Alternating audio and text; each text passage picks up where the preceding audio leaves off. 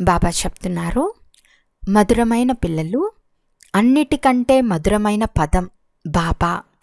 మీ నోటి నుండి సదా బాబా బాబా అనే మాట వెలువడుతూ ఉండాలి.